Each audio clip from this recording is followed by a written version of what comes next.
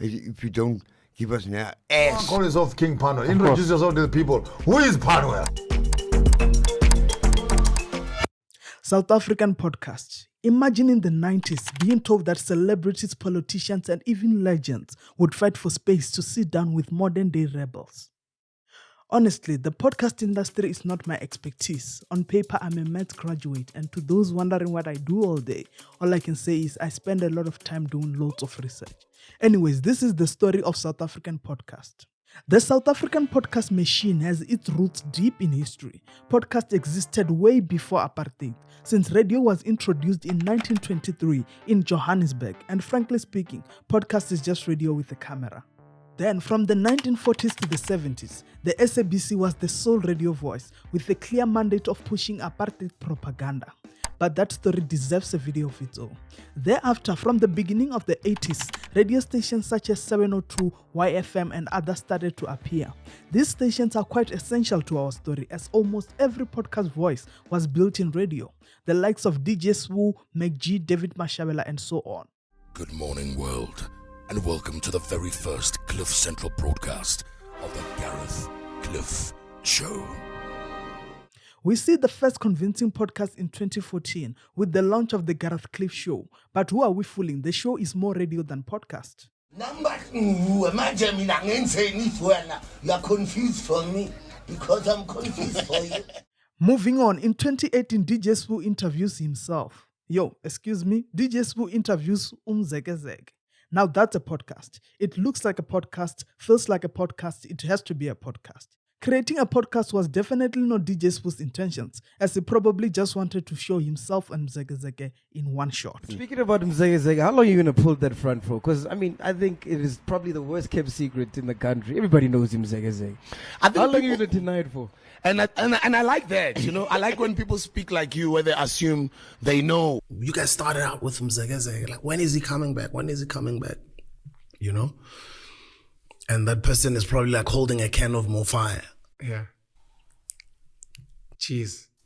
DJ Swoo always has his fingers in the pie. He knew McG way before Podcasting Chill. In fact, he was essential during Podcasting Chill's childhood. Moreover, Penwell the Black Pen started to gain recognition on DJ Swoo's podcast, The Hustler's Corner. There may be 100. Yeah. The same audience in 6 months is going to be 1,000. Yeah. The same audience in another year is going to be 10,000. And there's no funding. In another year is 100,000. Looking out for you. I can see your views. I can see your subscribers are growing all the time, and I can see the love and support you're getting from the nation.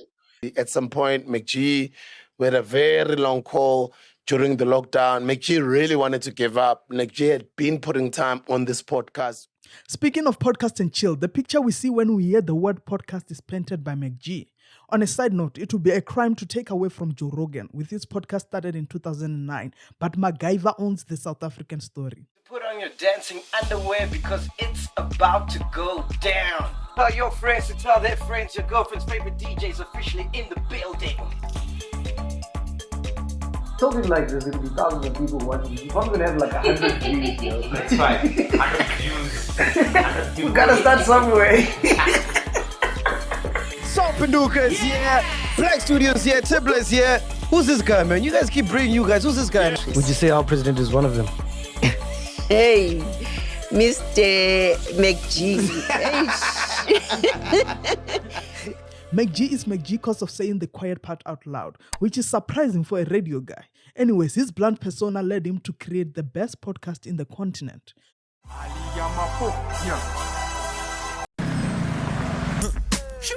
Who that? About Hitler and how I thought he was an amazing man. Black people are not even having that conversation of who are the white leaders we need to take out. Here's a bit of money. Go look after your poor little blacks so that they don't disturb us. This is why they fired you. I'm kidding. Moving on, Penwell the Black Pen mastered the camera through vlogging. It takes a certain amount of belief to record yourself talking and say, yeah, people want to hear this. Don't get me wrong, I like Penwell. I interviewed lots of people, and boy, everybody knows this guy. But surprisingly, nobody can get this guy's name right. Believe it or not, Penwell has more content than any other South African podcaster. People watch Penwell's podcast for Penwell himself, but other podcasters for the guests. You might argue for McG, but McG's craft depends on the second guy. Imagine McG vlogging every day like Penwell. John. Okay, great. Listen, I know politicians love hearing the sound of their own voice, right? But today, Mr. Steenhuisen, you're going to shut up and listen. The answer already. But I was shocked when I heard this. But I want you to tell it. Yeah, so if you buy a Quelle water, I mean, you're funding a cult. This is a product that I drink all the time.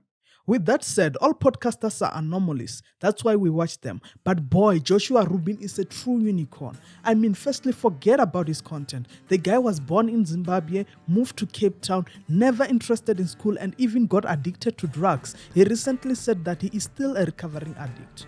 Rubin is relatively new in the podcast world, but he took it like a storm. Through very few episodes, he has the best podcast in Cape Town. He has a mere 150 videos compared to McG and Penwell, who have more than a whopping 1,000. Moreover, Rubin is just 26 years old, in contrast to McG and Penwell, who are 35 and 37 respectively.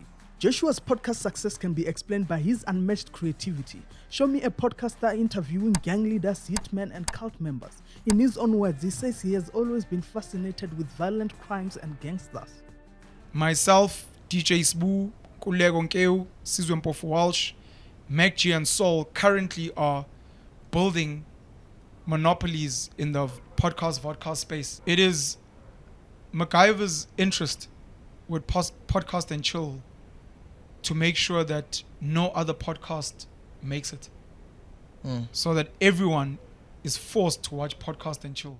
Speaking of crimes, that's just a summary of a few personas monopolizing the podcast game, just like radio has already been monopolized. Radio is big in South Africa. However, podcast is eating up the pie, not just taking the audience, but also stealing the talent, the likes of Dan Koda, Saul, David Mashabela, and so on. So there is directly a threat to the rise of podcasts captivating an audience which will be on podcast as opposed to be on radio.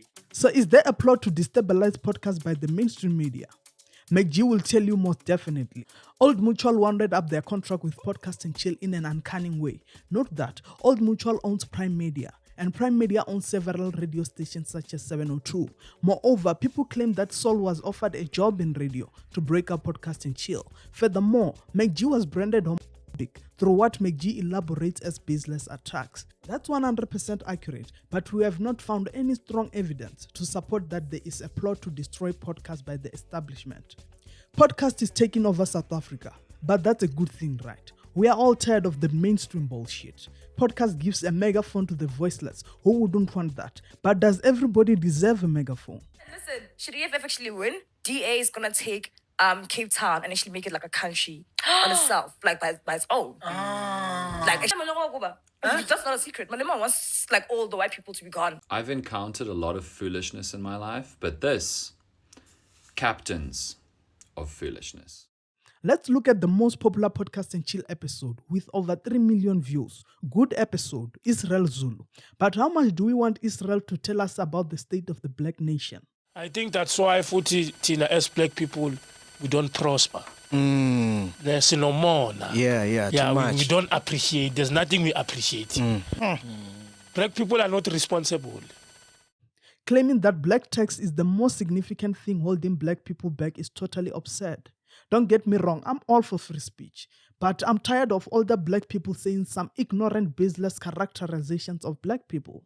So we should be careful about giving that a megaphone. In a lot of the discussions that I was having with people on Twitter about people in South Africa who are farmers getting murdered. If you live in South Africa and you know this bullshit, I'm begging you, speak up. Next time you hear information from them, question it as much as you're saying. These are the statistics thing. This genocide on farmers thing is not a real thing. I want to say this. There is no evidence whatsoever of an orchestrated attempt by black South Africans to kill white South Africans. And honestly, most podcasters wouldn't disagree with me here. South Africa is currently facing a farm murder controversy that is jungled up with a plethora of misinformation. With my strong opinions on that, podcast has made politics popular, and I'm all for that. So what did President Ramaphosa get right? I think he... what did President Ramaphosa get right? Ah, guys, come on.